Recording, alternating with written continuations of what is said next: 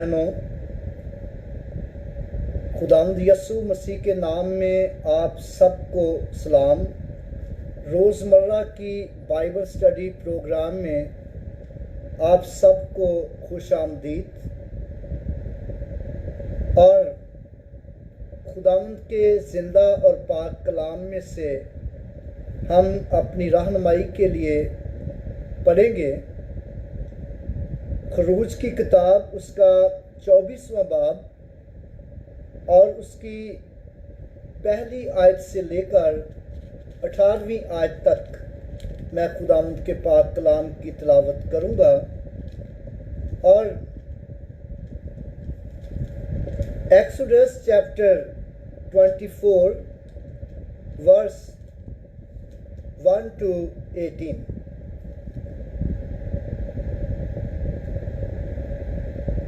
और उसने मूसा से कहा कि तू हारून और नदब और अबहू और बनी इस्राएल के 70 बुजुर्गों को लेकर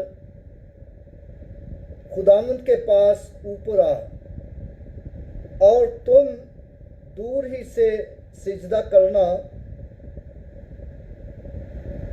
और मूसा अकेला खुदावंद के नज़दीक आए, पर वो नज़दीक ना आए, और लोग उसके साथ ऊपर ना चढ़े। और मूसा ने लोगों के पास जाकर खुदावंद की सब बातें और अहकाम उनको बता दिए। और सब लोगों ने हम आवाज़ होकर जवाब दिया कि जितनी बातें खुदावंद ने फरमाई हैं, हम उन सब को मानेंगे।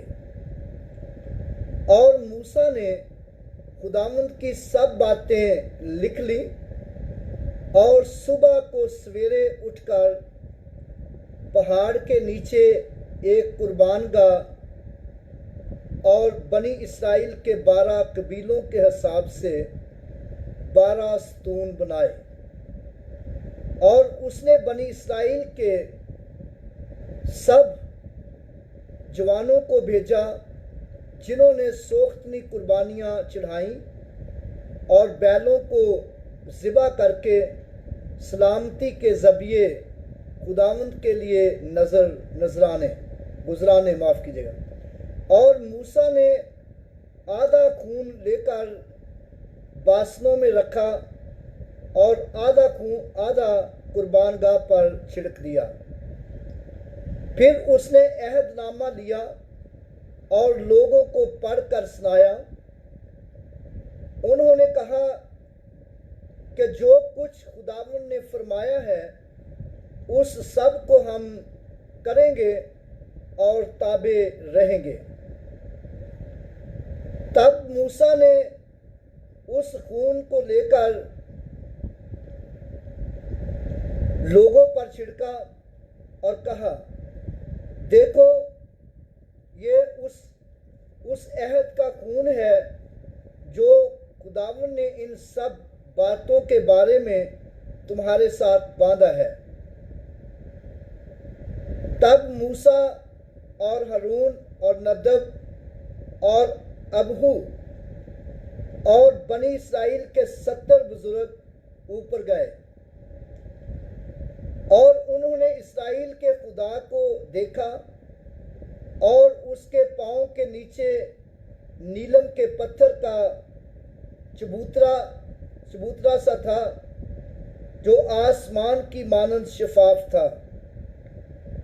और उसने बनी इस्राएल के शुरफा पर अपना हाथ ना बढ़ाया। सो उन्होंने खुदावंद को देखा और खाया पिया। और खुदावंद ने मूसा से कहा कि पहाड़ पर मेरे पास आ, और वहीं ठहरा रह, और मैं तुझे पत्थर की लोहे और शरीयत और अहकाम जो मैंने लिखे हैं दूंगा, ताकि तू उनको सिखाए। और मूसा और उसका खादम यशुआ उठे, और मूसा खुदावंद के पहाड़ के ऊपर गया और बुजुर्गों से कहा कि जब तक हम लौटकर तुम्हारे पास ना आ जाएं, हमारे लिए यहीं ठहरे रहो।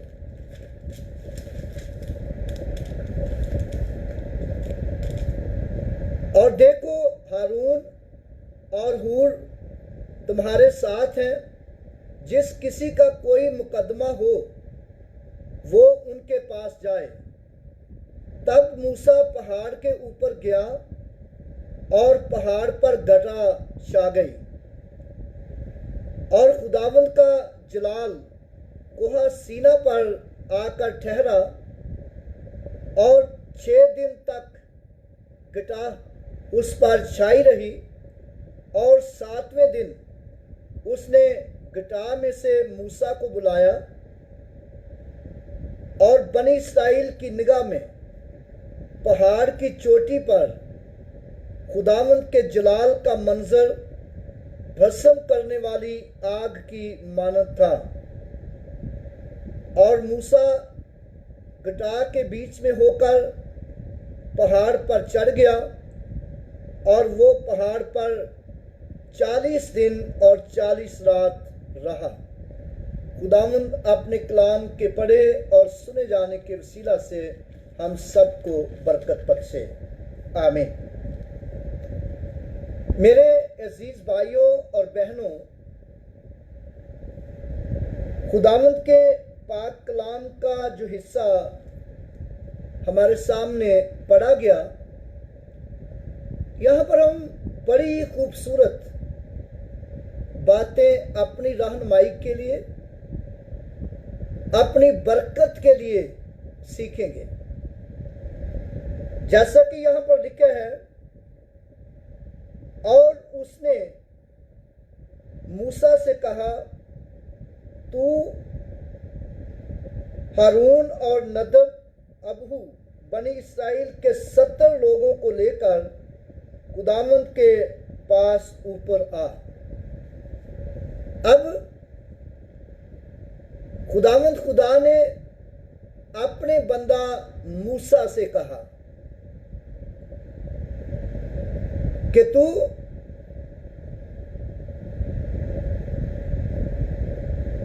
अपने भाई हारून को, हर याद रहे कि हारून जो था वो मूसा का सगा भाई था, और तू हारून को और नदब को, नदब जो कि उनका साथी था जिसको खुदा ने चुना हुआ था उनके साथ, और फिर अबहू और बनी इस्राएल के 70 बुजुर्गों को खुदावंद खुदा ने पहाड़ पर बुलाया। और फिर लिखा है,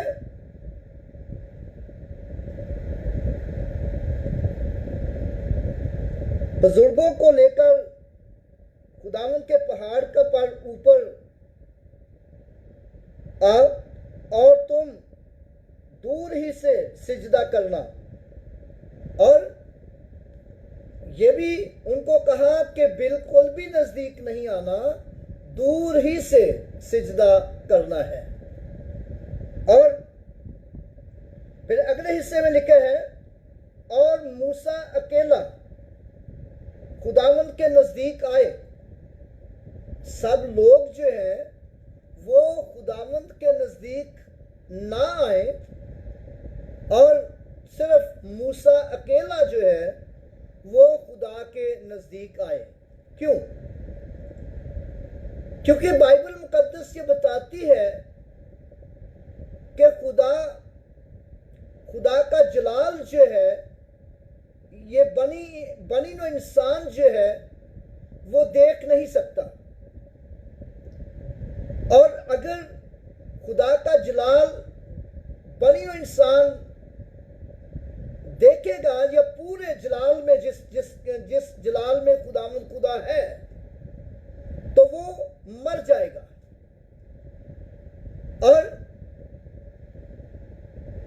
क्योंकि मूसा को खुदा ने अपनी बड़ी कुदरत और अपने जलाल से मामूर किया हुआ था, और मूसा के अंदर ये सलाहियत थी कि वो खुदा को देख भी सकता था, खुदा के साथ बातें भी कर सकता था, खुदा के नजदीक भी जा सकता था। और बाकी लोग जो थे वो करीब नहीं जा सकते थे, क्योंकि खुदा का सामना नहीं कर सकते थे। और इसीलिए बाइबल मुकद्दस ये बताती है कि यीशु मसीह जो खुदा का बेटा है, फिलिपियों के खत में लिखा है उसका 2 बाब और उसकी पहली आयत, सॉरी माफ कीजिएगा, 2 बाब और उसकी 6 आयत में लिखा है, अगरचे वो खुदा की सूरत पर था, खुदा के बराबर होने को कब्जा में रखने की चीज ना समझा, बल्कि अपने आप को खाली कर दिया और खादम की सूरत इख्तियार की और इंसानों के मुशाबा हो गया। और इसी वास्ते खुदा जो है वो यीशु मसीह की सूरत में जमाना के आखिर में अपने आप को खाली करके और इंसान की सूरत लेकर बनिनो इंसान के सामने आ गया, ताकि बनिनो इंसान जो है वो उसे देख सके, वो उसे जान सके, उसे पहचान सके और उसे छू सके। और चूंकि जिस वक्त की ये बातें हैं, जब खुदावन ने बनी इस्राइल को उस पहाड़ पर बुलाया, तो उस वक्त कोई और इंसान मूसा के अलावा खुदा के नजदीक नहीं जा सकता था। गोया खुदा को दूर से तो देख सकता था, जैसे जिनको खुदा ने बुलाया था, जैसा यहां पर लिखा है। आगे चलकर हम देखेंगे। और लिखे हैं, और मूसा अकेला खुदावन के नजदीक आए, पर वो नजदीक ना आए, और लोग उसके साथ ऊपर ना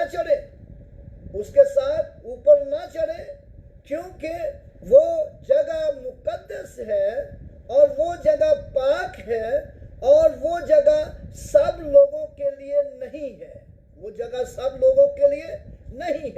मुकद्दस मुकाम जो है वो सब लोगों के लिए नहीं है, और मुकद्दस मुकाम जो है सिर्फ उसी शख्सियत के लिए है जिस शख्सियत को मुकर्रर किया गया है। और फिर अगले हिस्से में लिखा है, और मूसा ने लोगों के पास जाकर खुदावंद की सब बातें बताई और अहकाम उनको बता दिए, और सब लोगों ने हम आवाज होकर जवाब दिया कि जितनी बातें खुदावंद ने फरमाई है हम उन सब को मानेंगे। कितना बड़ा खूबसूरत अहद, कितना खूबसूरत वादा खुदावंद के साथ, खुदा के खादम के सामने, कि जितनी बातें खुदावंद ने फरमाई हैं, जितनी बातें खुदावंद ने कही हैं, जो हुक्म खुदावंद ने दिए हैं, हम उन सब को मानेंगे, उन सब पर अमल करेंगे, उनमें से कोई भी कताई नहीं होगी। और मुबारक थे वो लोग जिन्होंने खुदा के कलाम को माना और खुदा के कलाम पर अमल करने का वादा किया, और जिन्होंने खुदा के कलाम पर अमल किया, किया, लेकिन सब लोगों ने अमल नहीं किया। लेकिन जिन लोगों ने खुदा के कलाम पर अमल किया और उन लोगों ने खुदा के हजूर से बाकसरत बरकत पाई, बाकसरत बरकत पाई। और आज भी हम देखते हैं कि जो कोई शख्स खुदा के कलाम पर अमल करेगा, खुदा के कलाम के मुताबिक चलेगा और वो बरकत पाएगा। और अगर हम खुदा के कलाम के मुताबिक वफादारी से नहीं चलते, और बहुत से लोगों को हम जानते हैं, बहुत से लोगों को हम देखा है, हमने देखा है कि जो लोग दावा तो करते हैं खुदा के साथ चलने का, दावा तो करते हैं खुदा के साथ चलने का, और नेकियां भी बड़ी करते हैं, देगे भी बड़ी चढ़ा देते हैं, बेवाओं को कपड़े भी देते हैं, और यतीमों की फरियाद रसी भी करते हैं, और गरीबों का भी बड़ा फिक्र करते हैं, लेकिन खुदा के साथ वफादारी और सच्चाई से नहीं चलते। खुदा के साथ वफादारी और सच्चाई से नहीं चलते। और याद रखें कि जब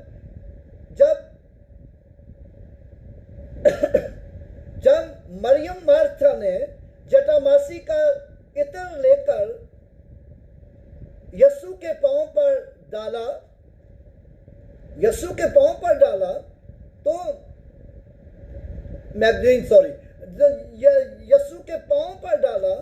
तो कुछ शागिर्दों ने एतराज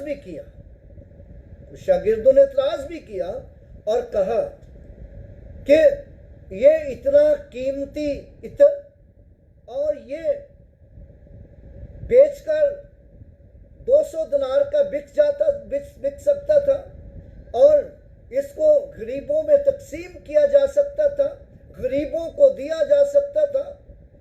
और लेकिन यीशु मसीह ने वहां पर पता क्या कहा?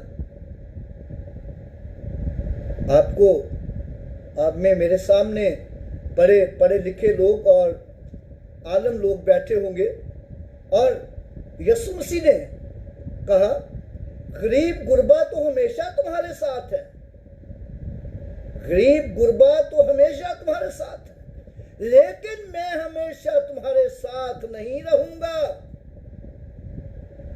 जिस्मानी तौर पर, रूहानी तौर पर तो यीशु मसीह आज तक हमारे साथ है।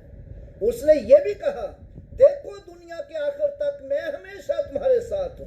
लेकिन जिस्म की बात यीशु मसीह कर रहा था, जिस्मानी तौर पर की बात कर रहा था कि गरीब गुरबा तो हमेशा तुम्हारे साथ है, लेकिन मैं हमेशा तुम्हारे साथ नहीं रहूंगा। ये नहीं यीशु ने कहा कि गरीब गुरबा की मदद नहीं करनी, गरीब गुरबा को देना नहीं या उनको पूछना नहीं। ये कहने का मतलब ये था कि पहले मेरी हजूरी, बाद में दूसरे। जैसा कि यीशु मसीह ने यह भी कहा कि अगर कोई मुझसे ज्यादा अपनी माँ को, अपने बाप को, अपने बहन को, अपनी बेटी को, अपनी सास को, जिसको भी मुझसे ज्यादा अजीज रखता है, वो मेरे लायक नहीं। इसका मतलब ये नहीं कि यीशु मसीह ने कहा कि गरीब गुरबा को छोड़ दे, या अपने माँ बाप को छोड़ दे, या अपने बहन भाइयों को छोड़ दे, या अपने रिश्तेदारों को छोड़ दे, या अपने अजीजों को छोड़ दे। नहीं, ये हरगिज इसका मतलब नहीं। बहुत दफा ऐसा भी होता है कि बहुत से लोग आज भी ऐसे भी हैं कि वो मुनादी की खातिर और फिर मुनादी की खातिर, खुदा के काम की खातिर अपने ना रिश्तेदारों को पूछते हैं, ना बहन भाइयों को पूछते हैं, ना अजीज़ो कारब को पूछते हैं, और जी मुनादी हो रही है। कई दफ़ा ऐसे भी होते हैं कि वो अपनी बीवी बच्चों को भी भूल जाते हैं। और बीवी बच्चे क्या होते हैं? पीछे से वारागर्द भी हो जाते हैं, और फिर लोग मुखालफत भी करते हैं। मेरे भाइयों और बहनों, पौलुस रसूल बाइबल के 3 असूल बयान करता है, कलीसिया के 3 असूल का बयान करता है। जब हम तीतुस के खत का मुताला करते हैं, पहला तीमुथियुस का मुताला करते हैं, तो वहां पर लिखा है कि जो अपने घर ही का बंदोबस्त नहीं कर सकता, वो खुदावंद की कलीसिया की खबरगिरी क्यों करेगा। वो अपने घर का बंदोबस्त नहीं कर सकता, वो खुदावंद की कलीसिया की फिक्र कैसे करेगा, खबरगिरी कैसे करेगा। मेरे भाइयों और बहनों, याद रखें कि फर्स्ट गॉड सेकंड फैमिली। पहले खुदा को टाइम दे, खुदा की हजूरी को टाइम दे, खुदा के घर को टाइम दे, और खुदा की जरूरतों को टाइम दे।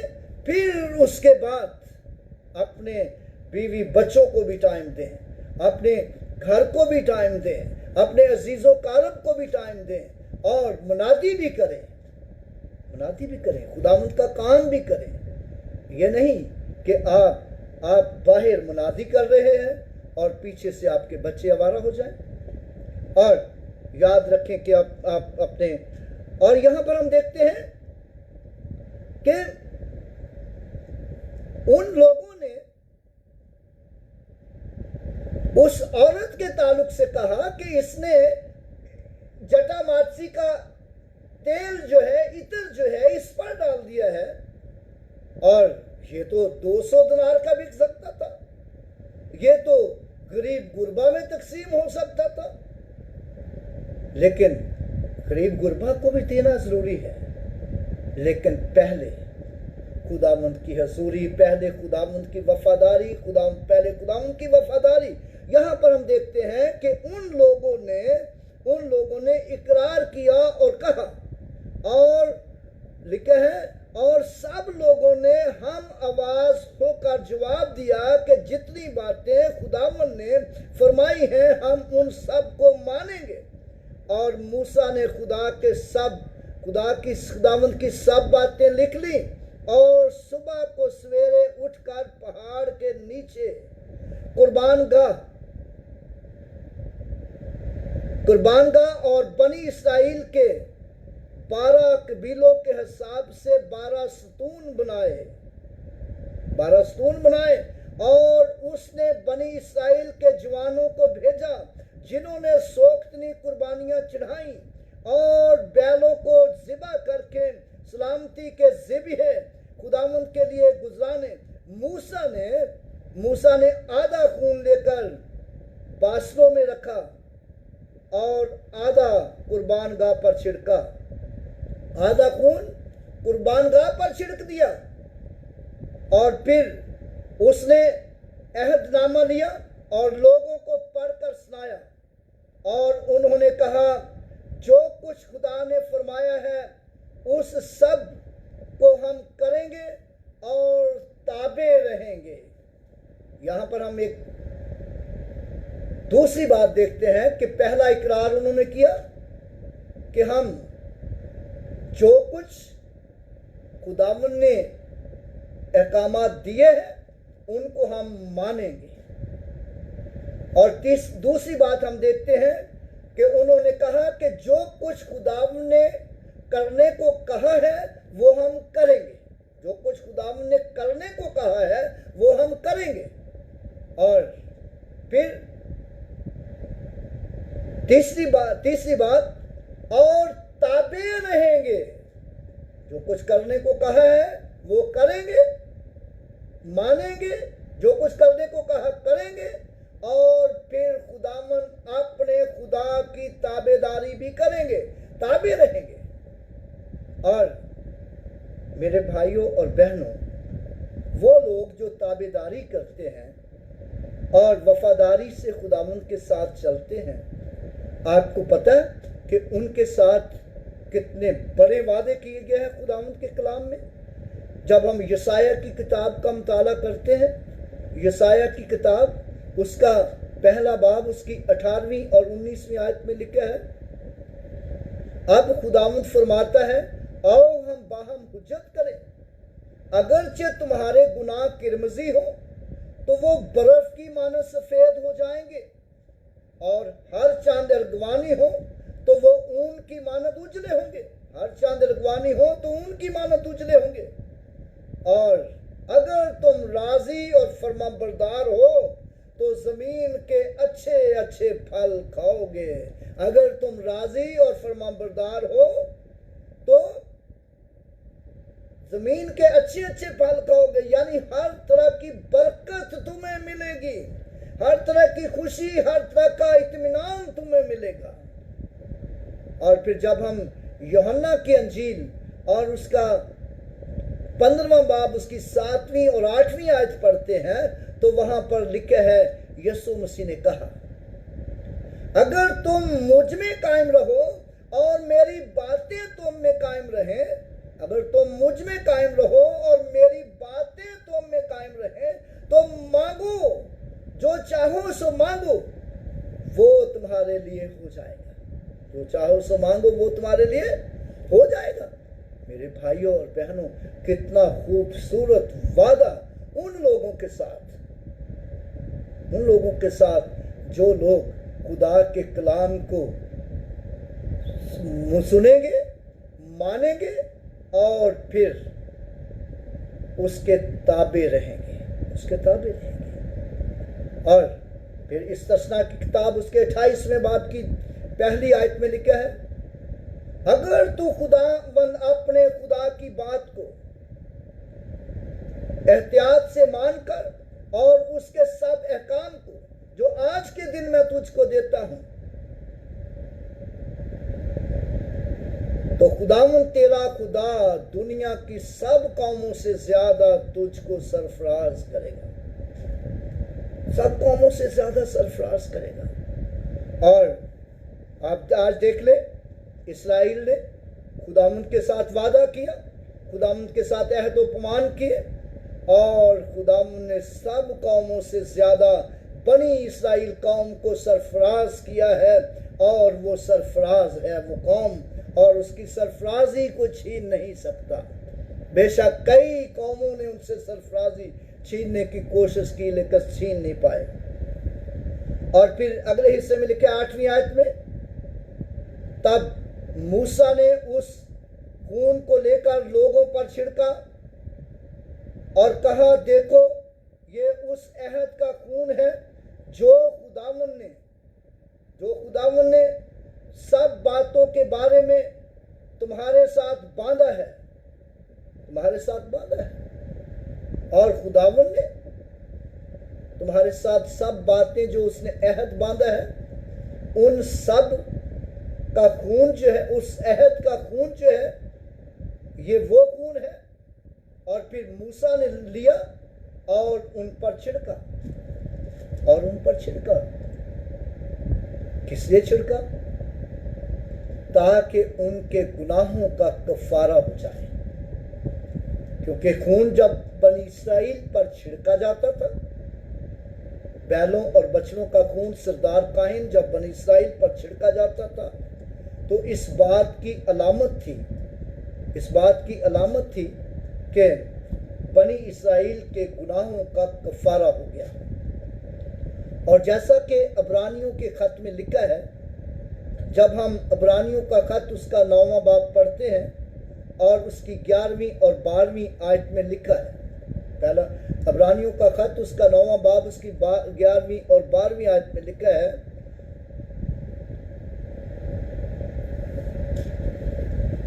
जब मसीह आइंदा की अच्छी चीजों का सरदार काहिन होकर आया, तो वो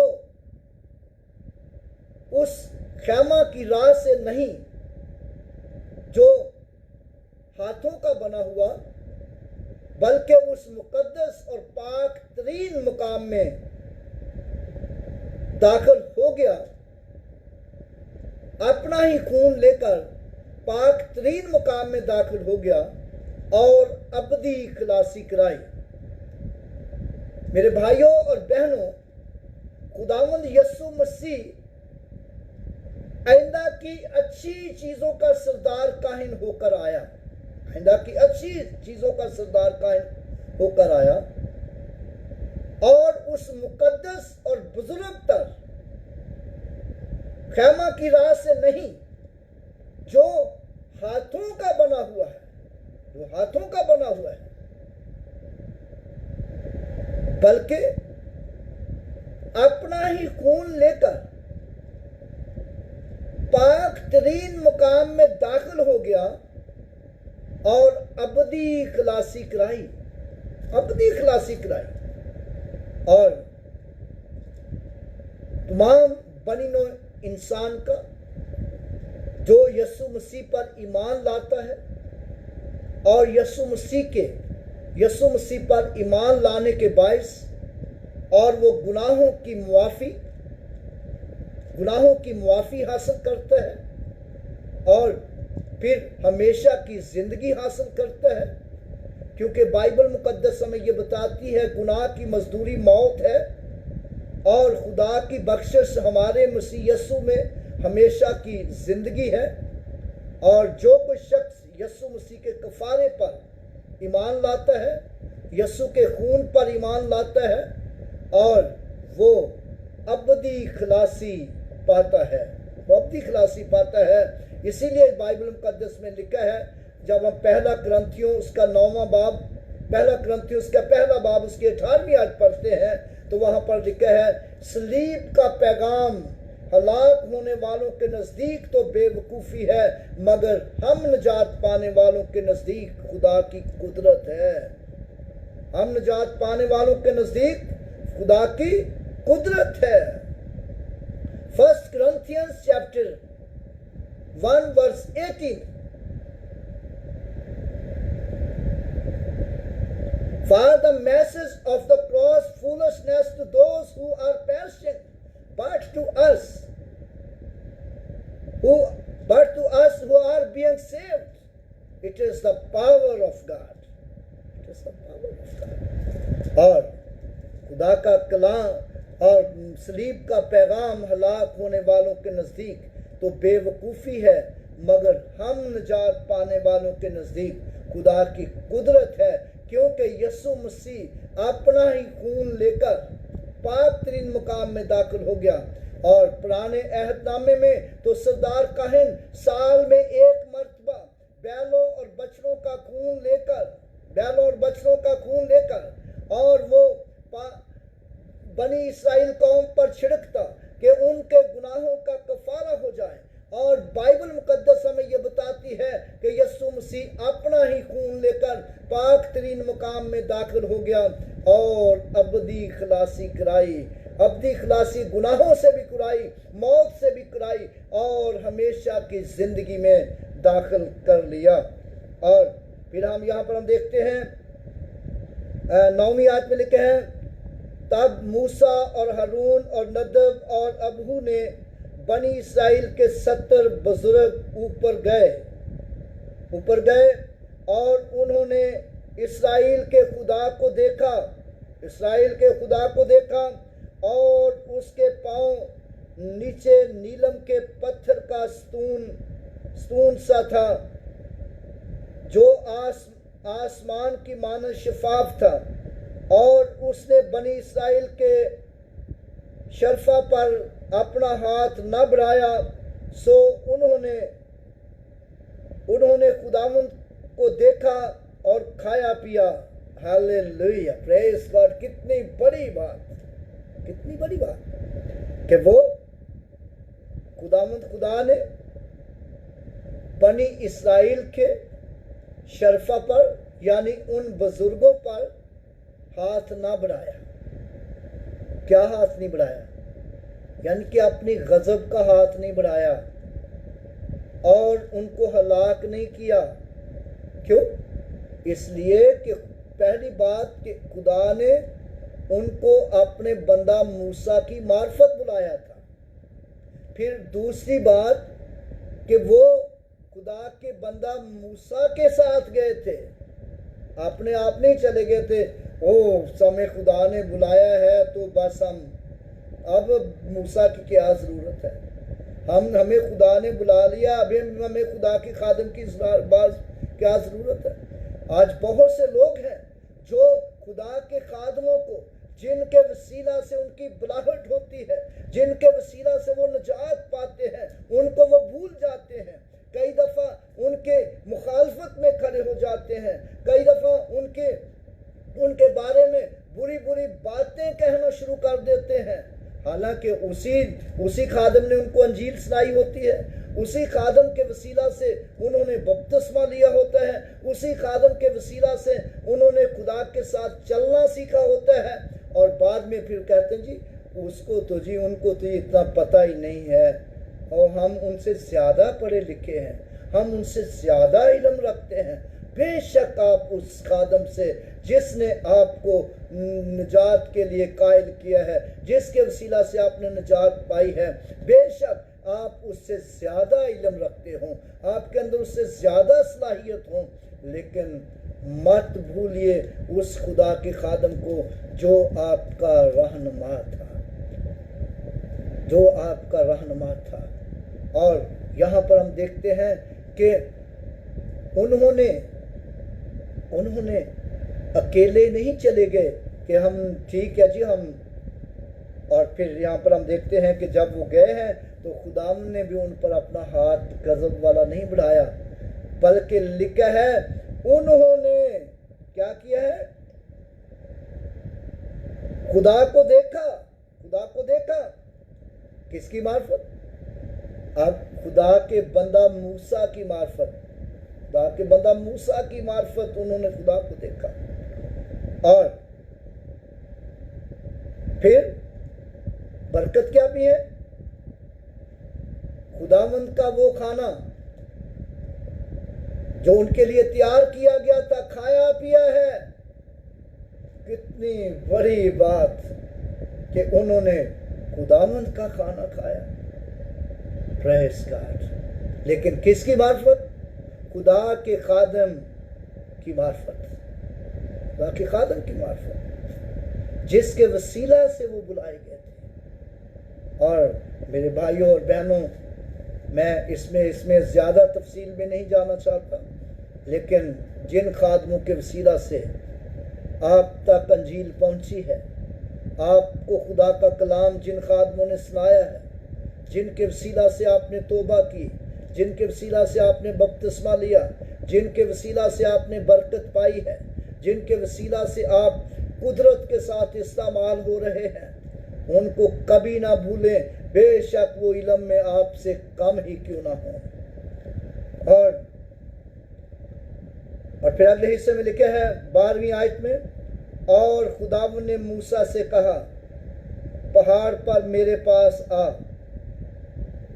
और वहीं ठहरा रहा, और मैं तुझे पत्थर की लोहें और शरीयत और अहकाम जो मैंने लिखे हैं दूंगा, ताकि तू उनको सिखाए।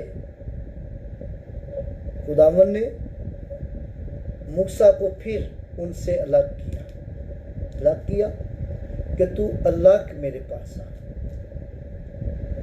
तू अलग मेरे पास आ, अकेला मेरे पास आ, और मैं तुझे पत्थर की लोहे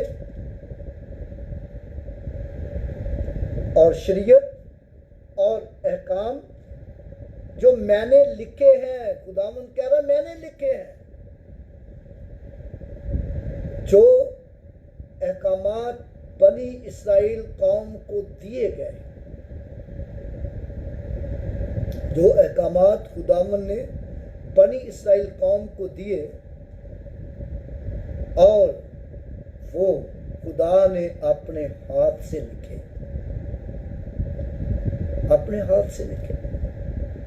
लेकिन याद रखें कि बेशक बाद में किताबत होती रही और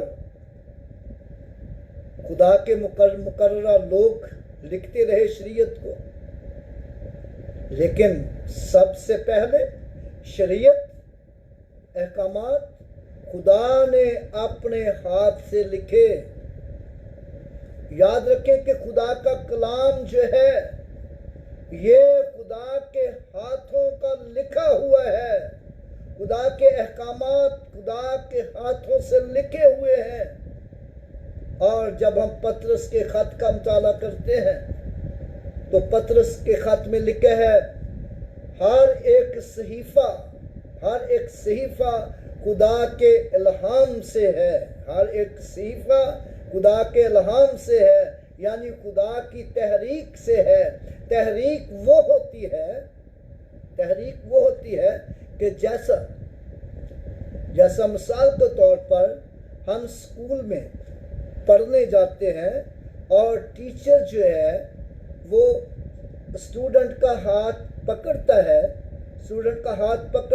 और उसको हाथ पकड़कर लिखना सिखाता है। अच्छे स्टूडेंट जो हैं वो अच्छे टीचर जो हैं वो स्टूडेंट का हाथ पकड़ लेते हैं और हाथ पकड़ के उसको लिखना सिखाते हैं, और ताकि स्टूडेंट जो है अच्छा लिखे और अच्छा सीख जाए। और याद रखें कि खुदावंद खुदा ने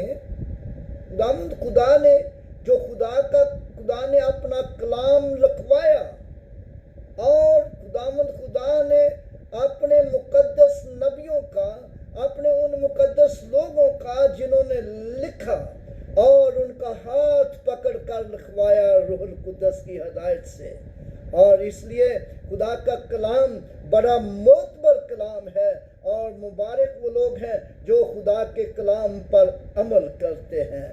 और इसलिए तो यीशु मसीह ने कहा, अगर तुम मुझ में कायम रहो और मेरी बातें तुम में कायम रहें, वो जो चाहो मांगो वो तुम्हारे लिए हो जाएगा।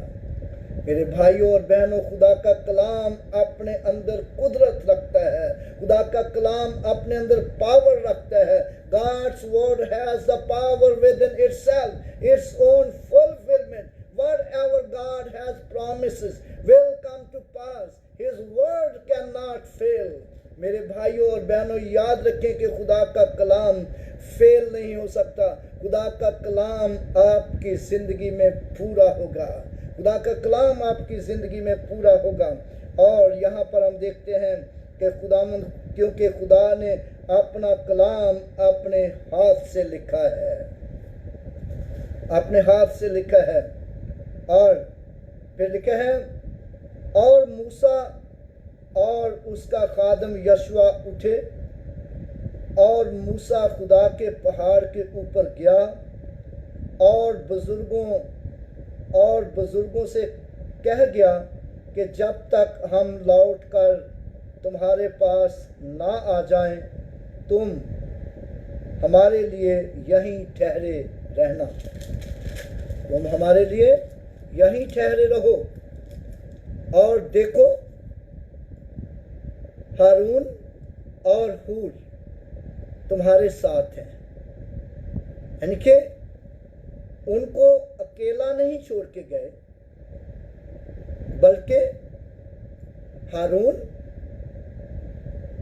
को वहां छोड़कर गए ताकि हारून जो है उनके दरमियान कहानत का काम सरअंजाम दे, और हारून जो है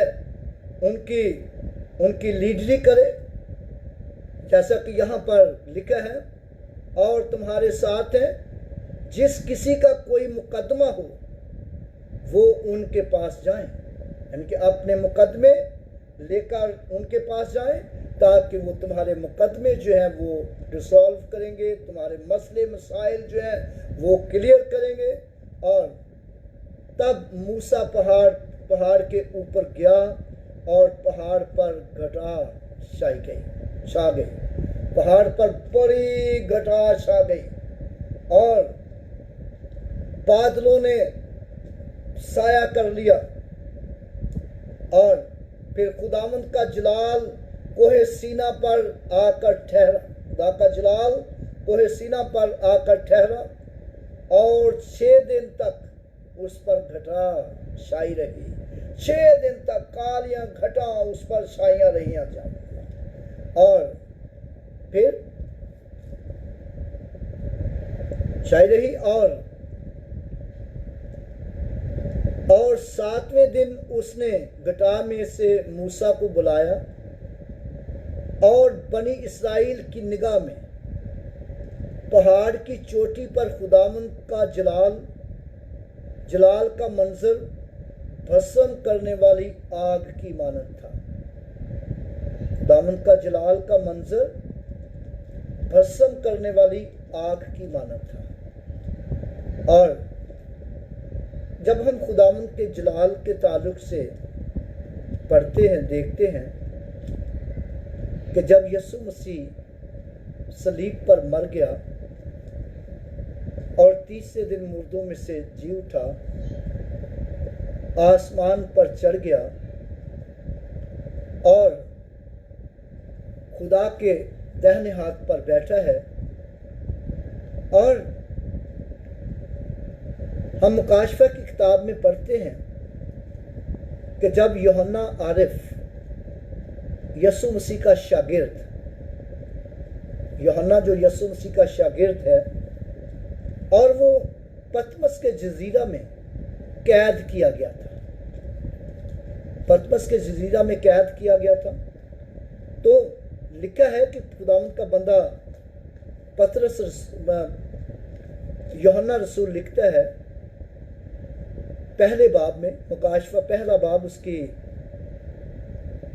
पहली आयत से ही अगर हम पढ़ें तो पूरे बाब का हम मुताला करें तो लिखा है कि मैं खुदावंद के दिन रूह में आ गया।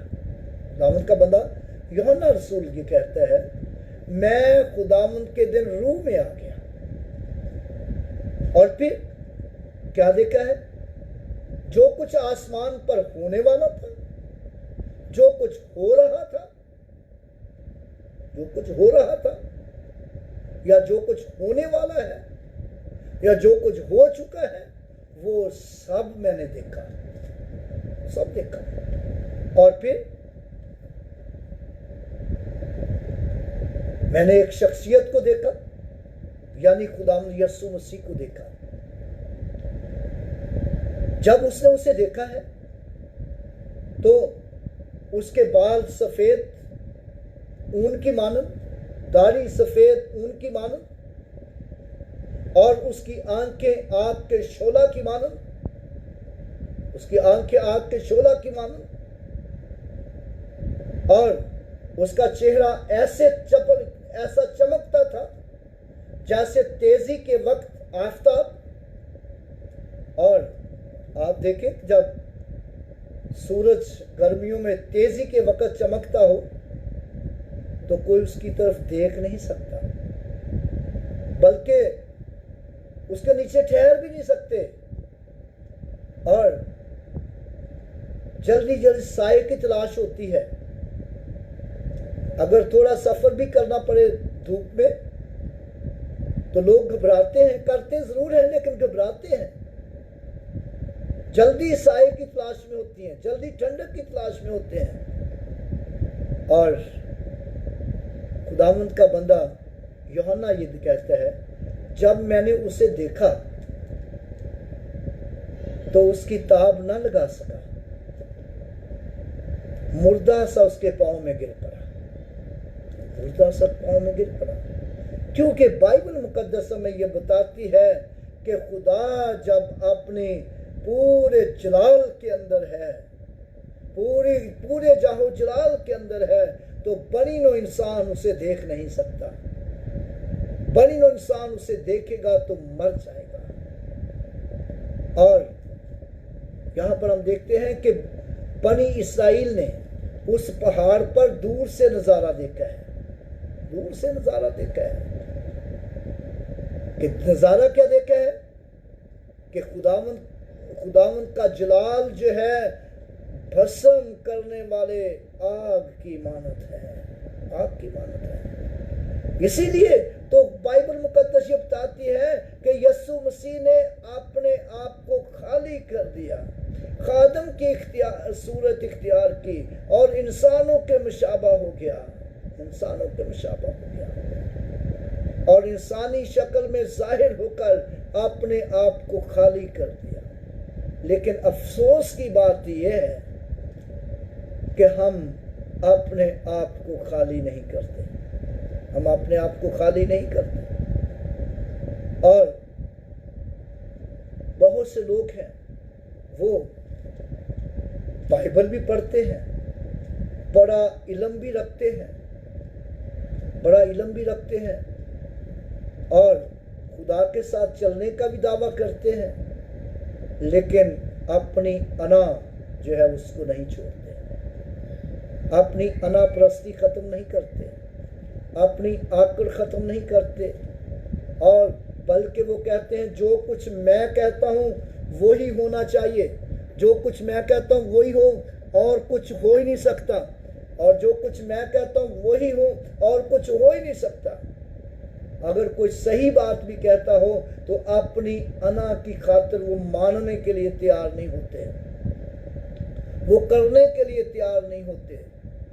और याद रखें कि यीशु मसीह के ताल्लुक से लिखा है कि उसने अपने आप को खाली कर दिया और इंसानों के मुशाबा हो गया। अपनी अना को अपनी ज़िंदगी से ख़त्म करें, अपनी आकड़ को अपनी ज़िंदगी से ख़त्म करें और अपनी खुदी को अपनी ज़िंदगी से ख़त्म करें, अपनी खुदी को अपनी ज़िंदगी से ख़त्म करें। और बाइबल मुकद्दस हमें ये बताती है, यीशु मसीह ने कहा अगर कोई अपनी सलीब ना उठाए और अपनी खुदी का इनकार ना करे तो वो मेरे लायक नहीं, वो मेरे लायक नहीं।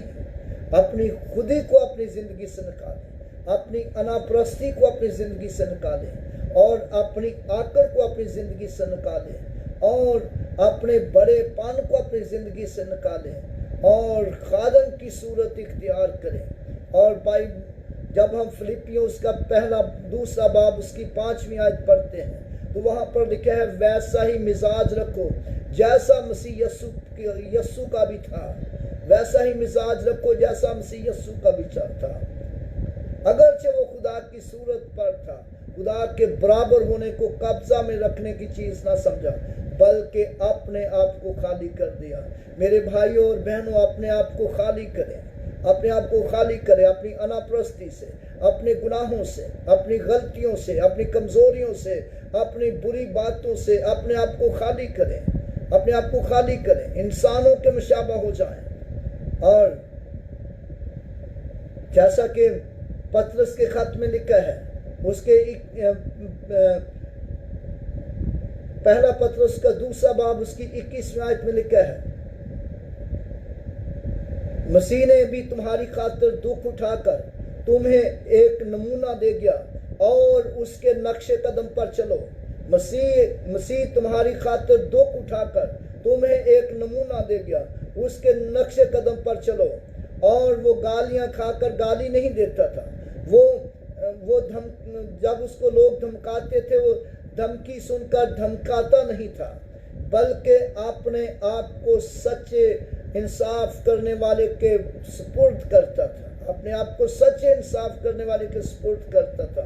उसके मुंह से कभी कोई मकर की बात नहीं निकली, उसके मुंह से कभी कोई मकर की बात नहीं निकली। मेरे भाइयों और बहनों, आओ आप गालियों से, झूठ से, फरेब से, मकारी से खाली कर दें, अपने आप को खाली कर दें और खादम की सूरत इख्तियार करें।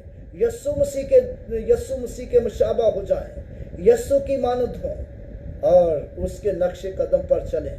और यस्सु मसीह ने कहा अगर तुम मुझ में कायम रहो और मेरी बातें तुम में कायम रहें, जो चाहो मांगो वो तुम्हारे लिए हो जाएगा, जो चाहो वो तुम्हारे लिए हो जाएगा।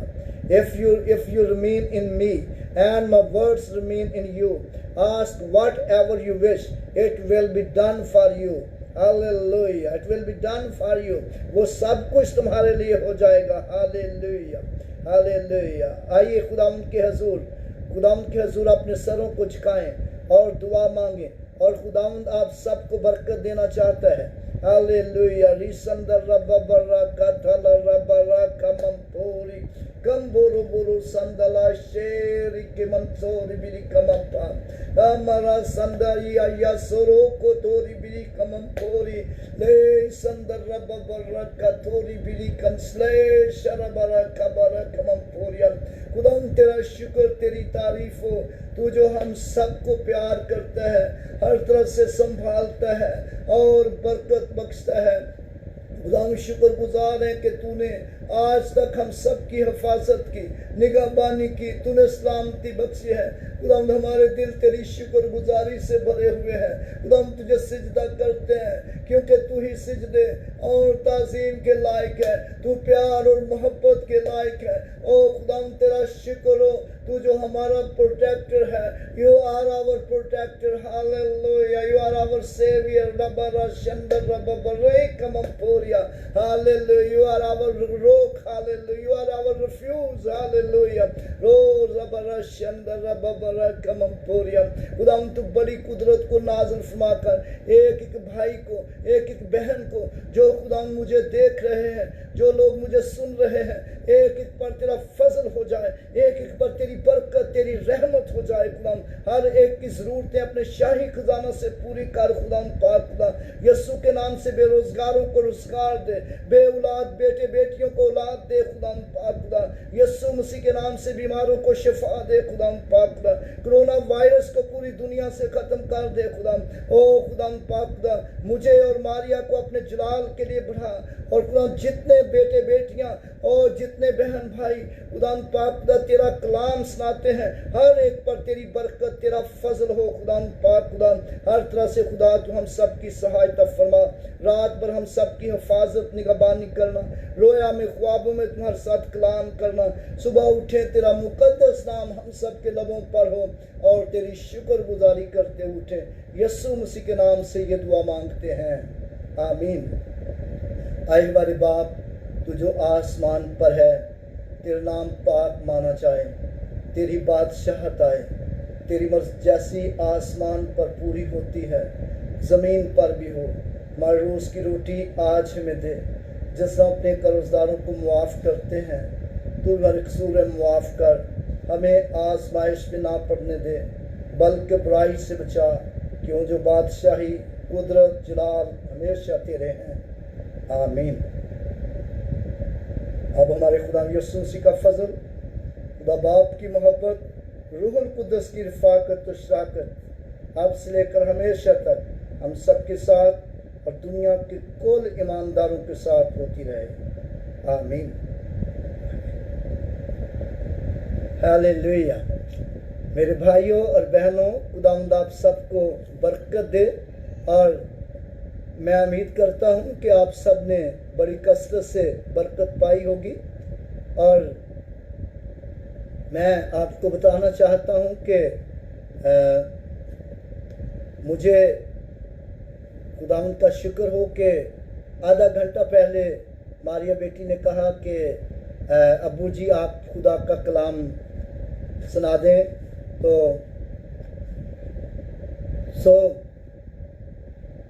खुदावंद का शुक्र हो कि मैंने